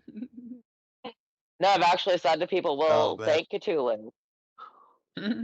Like, what? I'm like, hey, I'm asking any god that's listening, and right now my god is Cthulhu. And that's totally fair. I'm with that. Yeah. Yeah, I dig this film for all the right reasons. The gore is there. I mean, the people are killed brutally, and of course brought back because you have a guy in town who could rebuild people and bring them back to life. Not just bring them back to life, but reprogram them to be a loyal citizen of Potter's Bluff. Because these people are not like undead in the traditional sense. They can think for themselves. They can do actions for themselves, but they do serve one master. And the whole thing with the ending, where you find out that he's undead too, and the whole thing at the end is, I could fix that for you. You see his hands all mangled up. Oh, The fact that he says Jesus. that, you see, oh, I see her once a week. Now you would think all these ghouls in this town have to go get touched up at some point in time. Were they doing this while he was sleeping? Maybe he was drugged or something, or he's just this stupid to say, "Oh, you know what? This paint feels a little wet on my hand. Maybe I should go wash my hands." And doesn't go wash his hands, of course, because he's this cop. And I just love the ineptability of him throughout this entire film. Like you said, the writings on the wall.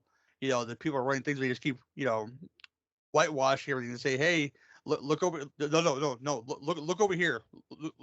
Look this way. It'll be okay. Just look this way." Even to the point to where he's running through the town after the family gets attacked. And he hits the guy with his truck, and the guy's moving separate arm is wiggling on his truck grill, and the guy just yanks it off, and he thinks nothing of it. Well, that's something you don't see every day. You know, Again, telltale signs the shit's going on, and that is filled to the brim in this movie, and I love it. Lisa Blount, No, as I mentioned, Robert calls her. Oh, I'm sorry. Go ahead. no, my favorite sequence in this film is when he rebuilds the hitchhiker's face. Oh, it's great. It's Great, great, just great piece of special effects right there. The step by step of them rebuilding the face. Yes, but yeah, this is great for all the right reasons. Jack Albertson is necessarily creepy in the right parts, and this domineering character in other parts, and Lisa Blount I mentioned, looking sexy as hell, and killing people that needle in the eye scene is the scene everybody talks about, and it is uncomfortable in every sense of the word. Just that needle getting closer and closer, and the guy just waiting for it. And but yeah, again, even when I forget who tells him this, but hey, I walked by that guy in town. He was dead, and now he's alive. He still doesn't believe that this could possibly be a thing, even after all the weird shit he's seen. But Can you imagine Mm. if Jack Albertson had actually been like Oscar Goldman from the $6 Million Man? It's like, we could rebuild him. We have the technology. Now, what this reminded me of this movie, you mentioned The Fog, and you can get that, with the small coastal town, and with the weird past, and although those folks in The Fog had a lot more to be upset about, wanting to kill some folks for their getting their gold back, and the leprosy, and getting fucked over by the people in the town, and there's a lot of going on there. I mix I mix I mix the lore from the original movie and the remake for some reason. So if I sound like an asshole, I'm sorry. Um, but I get more feelings if you see the Twilight Zone episode called Eulogy. It's about three astronauts who I think they're Oh my astronauts or god. soldiers. I forget. They go to No, this they town. are. Yeah, they go to this town, and everybody is still like statues, like mannequins.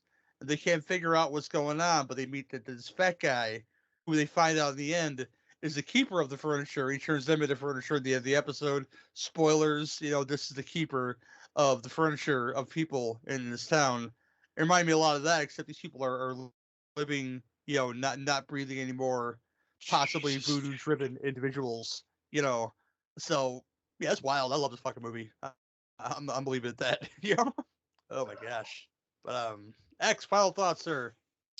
I think that there's a very strong TV movie vibe to Dead and Buried. It's very much like a police procedural, and that's something that I absolutely love. So I love the vibe of it.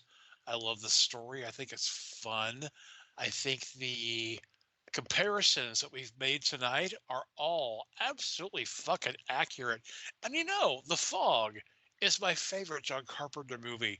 So Suzanne bringing that up really, really kind of opened my eyes to this. So I'm going to go away from my original rating that I didn't tell you all about, but this is 5 out of 5, man. I fucking love this movie.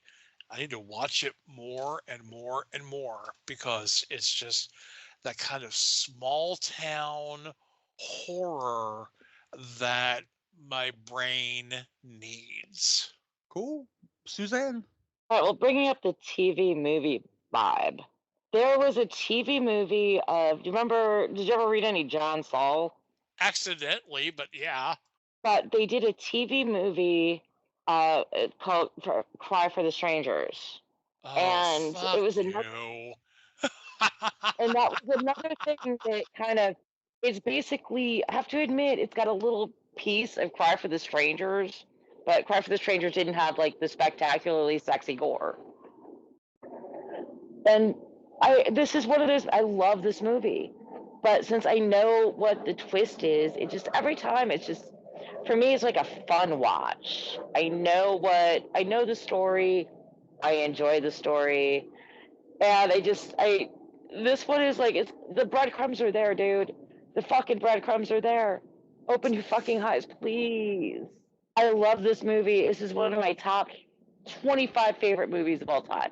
It's in the mix because of all, I mean, a lot of these people that went on to like amazing things started out in this movie. I mean, you've got Ronald Shusett, if that is how you say his name, who did another one of my favorite campy movies, Final Terror. He was on Alien, Aliens, the original Total Recall. But you've got so many of these principals, and oh yeah, of course Stan frickin' Winston doing these amazing graphic effects. This movie has everything with a pretty bow on it for the die-hard, dig deep, not watching 17 fucking versions of Saw. For the true connoisseur Shout of out to horror. Dan O'Bannon. Rest him. Oh, I know. That was. Could you even imagine what he would have been doing now? Oh God, that was just so sad. He'd been making Saw 11. Oh God, don't say that. I have more respect for him than that. I love the Saw. But yeah, this is. I love the first one. The first one was so unique, and then it just by the fourth or fifth one, it just kept being a parody on top of a parody on top of a parody. Oh, we're gonna fight, but that's fine. Okay, it's okay. We'll sit. We'll pick a night. We'll watch some Saw movies, and then we'll Right? discuss. We'll get drunk. Fuck yeah. Watch some Saw. It'll be fine. Absolutely. Yeah, all the things that were said are correct. A must watch as any kind of horror fan, casual or other. Spooky, atmospheric as fuck, like the first movie we discussed. Great ending, great moron, Keystone Cop in this movie doing fucking little nothing, sort of saying, "Oh, look, flesh colored paint. That looks peculiar." And you know what? I'm there for everything. I'm there for everything. I'd say a good it does everything it's supposed to do, so I'll go with the 5 out of 5 like X did, okay? Let's put it that way, you know. So if I didn't mention, yeah, I'm 5 out of 5 too. Okay. Much like Faith on Buffy being 5 by 5. By the way, X, you messaged me earlier and said that I assumed that you were referring to, but since you've never seen an episode of Buffy, yeah, that's so strange now. But I'll leave it at that. I've never watched Buffy. I will leave it at that, and we'll come back and close out the show. Hello, this is the Doom Show. Keep on keeping on and keep on trucking, America. We don't listen to our feedback because we don't get any. The truth hurts. I just alienated the 2 people that give us constant feedback. Sorry, guys. That's gotta go. That's gotta go in there. So on the show, we talk about giallo movies and slasher movies and cult movies. Sometimes we even talk about Cameron Mitchell and his movies. I am Richard. Who are you? I'm Brad, the guy that's not Richard, or Jeffrey, or Simon. That's right, we have 4 people, and we always talk at once, except to each other. Jeffrey lives up north. Simon lives across the world. Richard lives in Penis, Alabama. Hello, This is the Doom Show is a proud member of the Legion Podcast Network. Check out the other shows on legionpodcast.com. You can check out more Hello, This is the Doom Show at hellodoomshow.podomatic.com or at doomedmoviethon.com. Check for our Amazon exclusive Hello, This is the Doom Show cookbook. Do you like hot dogs? We got them. Do you like mac and cheese? We got it. Do you like cheddar? We have it. Actually, we don't. No cheddar. Just Colby. Colby Jack. Hello, this is the Doom Show. We never gave up on you because you never gave up on us. Wow. Well, folks, that's the end of this one. I'm so happy to be here with these people. Wish Iris was here, of course, but she said she would come back in some kind of capacity, so be patient. Let her do her thing, and when she's ready to come do a show with us, she will come do a show with us. I can almost guarantee it, because she loves us and we love her, and that's yeah, all that good stuff. I'm all out of words, people. But thank you, X, my friend, my brother. Like black folks use it. I'm just gonna throw it out there. For coming on the show and being a fixture once again. Iris would approve. I tell you right goddamn now. I tell you what, man, Gary, thank you for asking me back. I really do appreciate it. Iris, my friend, I hope things are okay, and I hope that I have come back and taken your place in a way that you would appreciate. I miss you. I love you. And that's all I have to say about that. Cool. Yeah, the next episode you should hear, full episode. Might be some stuff in between there, depending on how bored we get, and how much I can get edited. Should be the show that Suzanne's been waiting on a wing and a prayer, if you will, if you want to go with Billy Cat on us, and say we're doing Fast Times at Ridgemont High and the wildlife, spiritual companions to each other. Suzanne's been waiting, and the crows. After that, I'll probably watch something stupid. I've been teasing this Rebel Without a Pause month for months and months and months now. It may actually be a reality because I want to make Suzanne watch something stupid and possibly from the 90s, So yeah, that's That's it for this. I will say, if you log on and sign up for the Legion Patreon, you can find probably not early episodes of this show because I'm a lazy fuck or just too tired. Choose your own adventure right there. But you will find the video versions of Two Drink Minimum commentaries, including classic ones. That's our commentary with the video, exclusively there. And me and Mr. Cord Psyops recorded an episode of Sloppy Seconds to bring the sequel to the sequel of a sequel of that show back, where we cover the first two Ghoulies films, and that should be a Patreon exclusive too. So if you head over to Legion, patreon.com/Legion Podcast, and throw down your $2 a month, not only will it help the network, but it will also get you advanced episodes of Cinema Psyops, with the music intact, early episodes of other stuff too. I think Legion After Dark is exclusive to Legion Patreon now. Um, I keep convincing Misty to come back again, just to come do some more shit. But we'll see how that happens. She has a nice fellow that spoils her and takes care of her. So bless that young lady, that stranger in a strange world in the UK who happens to be from Texas. But yeah, all that good stuff is on Legion Patreon. Go check it out. But this has been the end, my friends who know the Cinema podcast, where if you've got beef, we've got the grinder. See you next time. Bye, everybody. Bye. Yeah.